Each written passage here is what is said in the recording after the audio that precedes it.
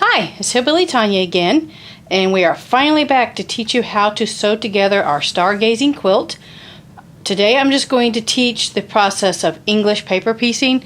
I know there are lots of videos out there teaching English paper piecing, and I have racked my brain trying to figure out the most different way, most easy way to teach how to do English paper piecing, and I think I've got it figured out.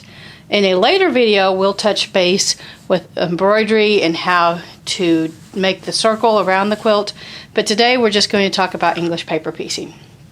Alright, so to begin, let's do a recap of what supplies we need.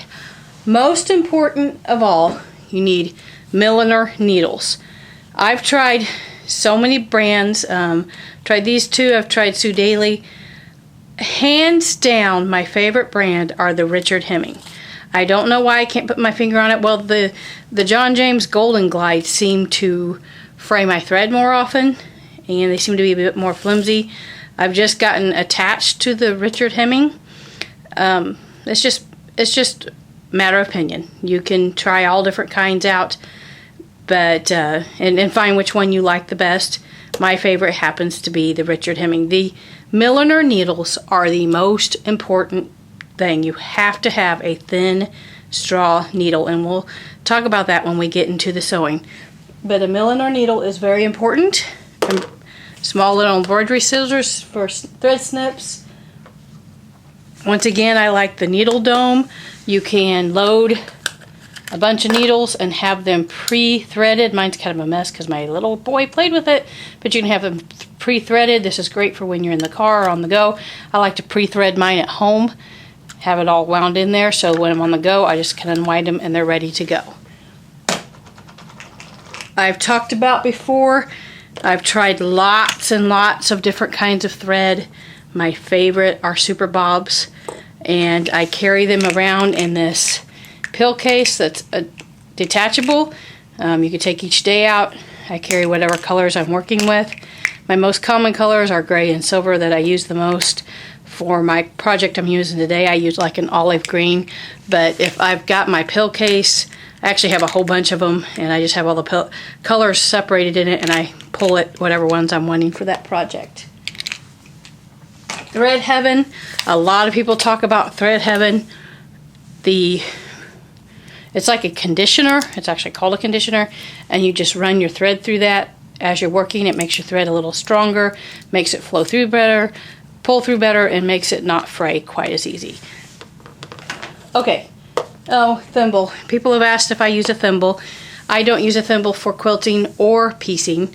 I tend to, I don't know if you can see, I get a little spot on my finger there. A lot of times it's sore, but I've got a callus there, and there's actually a little spot where I made it bleed a few days ago, but I keep that calloused up, and that's what I prefer. Alright, we've talked about these before, so let's move on. Let's talk about the actual piecing of the project. For our stargazing, you will remember we were piecing together this hexagon right here. When you are piecing together the hexagon, we'll get into the piecing how in a second, but when you're piecing it together, you kind of work from the middle out, but you also work in segments.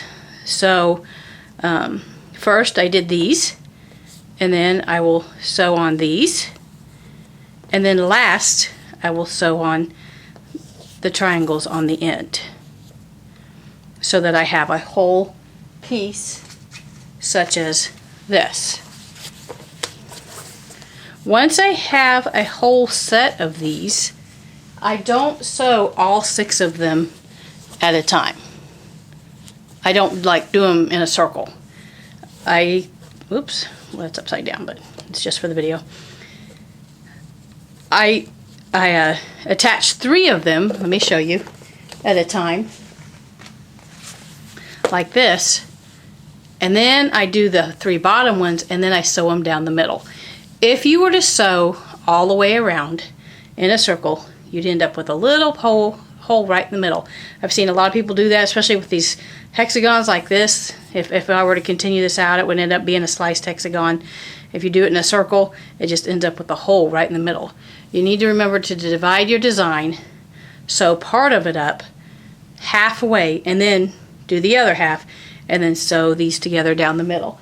So as soon as I get these done, I left them unsewn for the video. As soon as I get these 3 done, I will sew them together, then I will attach them to that one. Alright, let's talk about how to sew them together. Like I said, there were so many videos teaching this process, and I did not know what to do, but it hit me one day while I was in the shower. I always think good in the shower. It's kind of crazy, but that's where I do all my thinking. I think it's because my family has to leave me alone for a little while. Showers are so nice, aren't they? Don't laugh. I have a 5-year-old and a dog. My family interrupts me. But anyway, so I was thinking about those little kids' lace-up carts. And you all aren't little kids, but for a video, I was thinking they are the very best illustration. So I just grabbed some foam and I made up a couple little lacing cards. And I had Mr. Steven mark the right side of the design as if this were the right side of the fabric for us. So he marked the right sides of the fabric for us. And what you do when you're sewing is you place right sides together. Obviously, just like when you're doing normal quilting. When you're English paper piecing, you place right sides together, like so. You get your milliner needle and some thread. I'm using parachute cord. I wanted something nice and big for the video that you all could see. Milliner needles and super bob thread are so small they would make it almost impossible to see on the video. So I went with the big stuff. Now let's talk about a knot. I am a spit and roller. If I had my normal thread, I would take and get my fingers wet and I would spin it on my fingers, spin it down, and put a knot in it. Now, some people use the end of their thread to get their spit by licking the end of the thread. That will actually not be as wet as licking your fingers will. Sorry, TMI, but this is sewing, gang, and this is how it's done. Now, some of you do that fancy S-curve, figure 8 knot. That's great if you can do that. I'm just a spit and roll kind of knot person. Whatever works for you, the spit and roll works for me. So anyway, we have our knot. And we have a really long thing of parachute that we do not need to go clear to the other end of. So we will just go right here. All right, there are 2 types of stitches that people most commonly use for English paper piecing. One is called the whip stitch and one is called the ladder stitch. We're going to start with the ladder stitch. Once again, it's personal preference, what you prefer. A ladder stitch is just basically up and down, as if you're going up and down a ladder.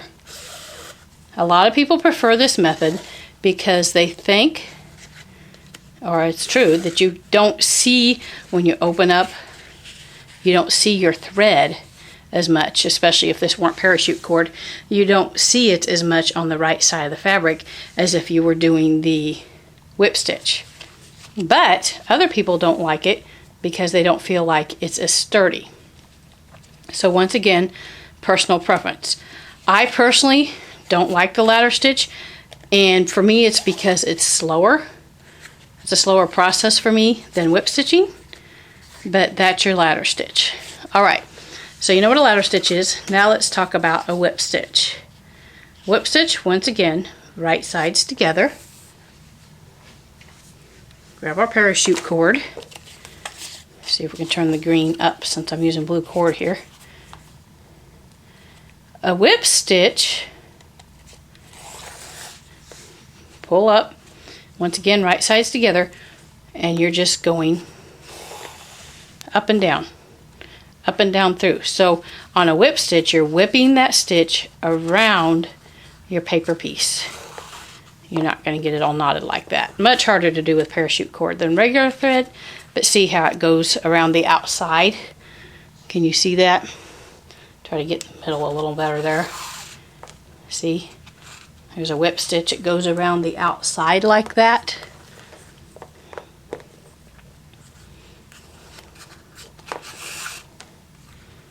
So that's what a whip stitch does.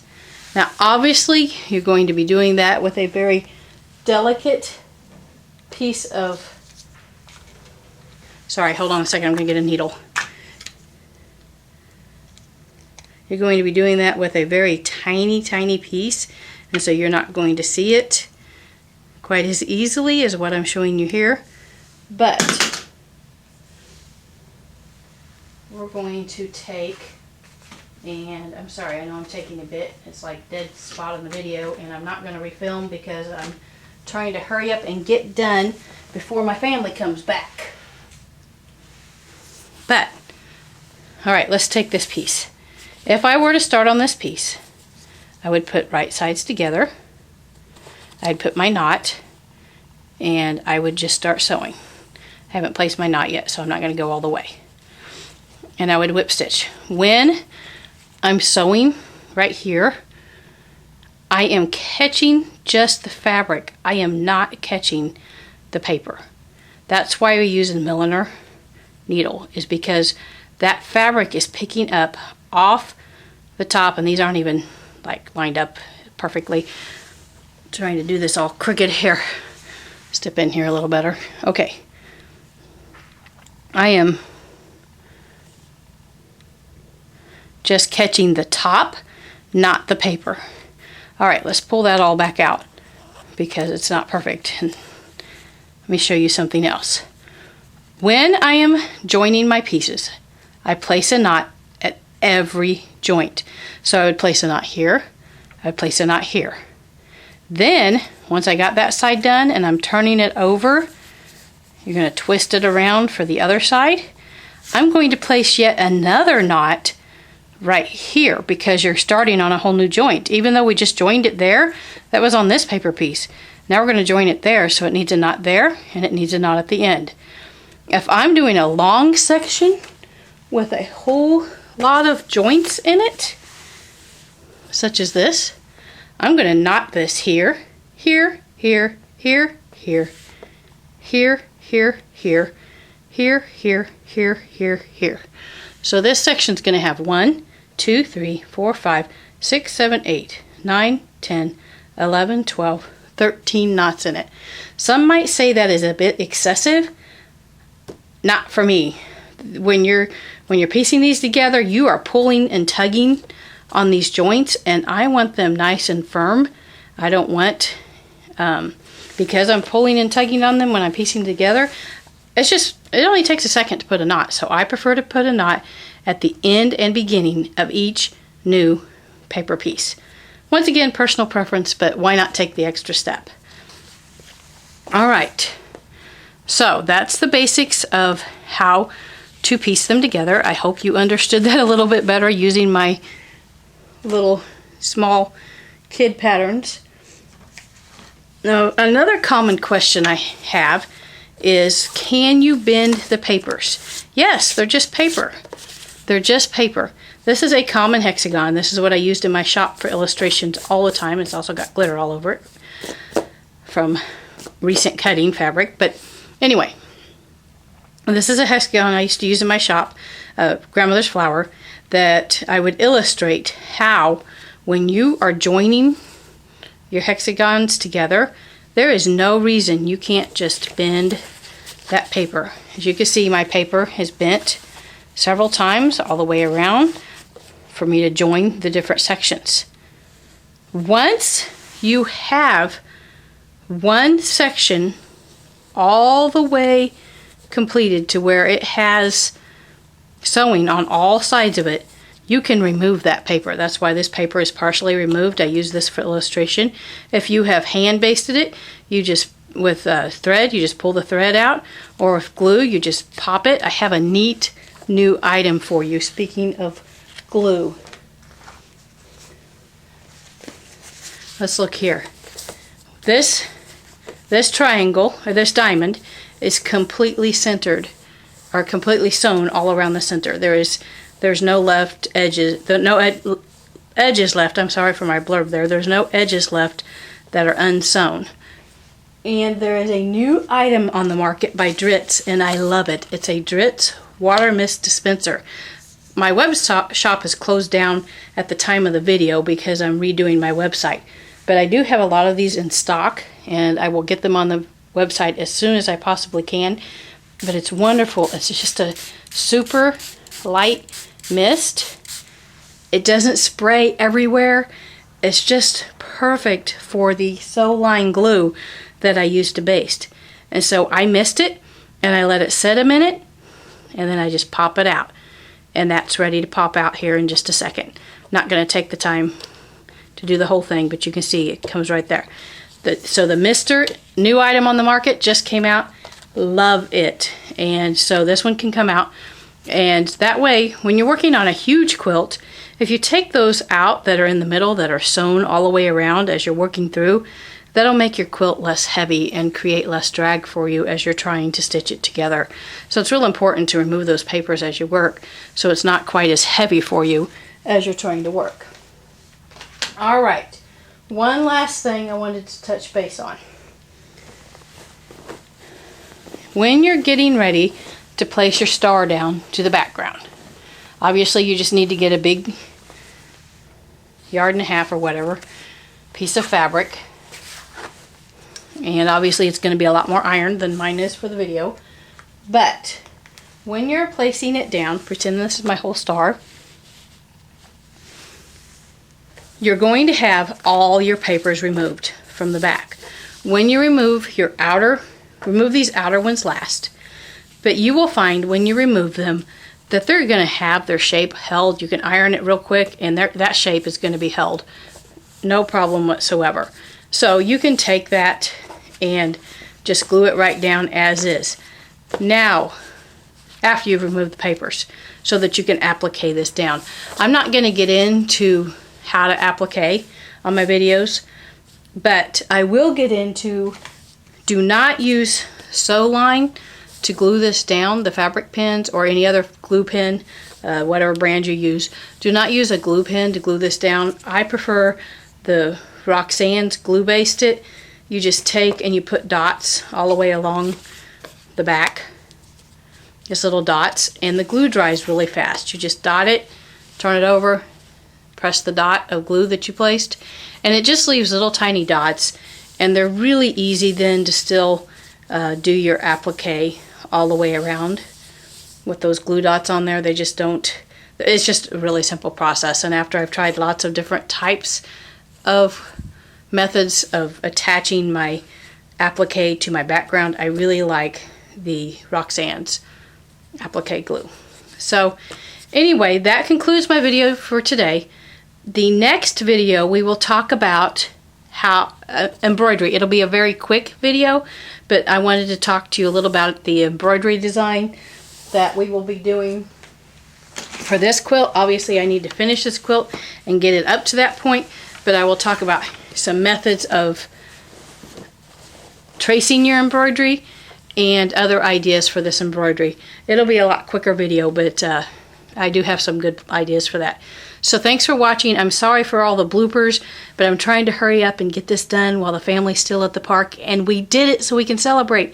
Yay! Happy quilting. Show me your projects. Thanks for watching, and meet me on Facebook.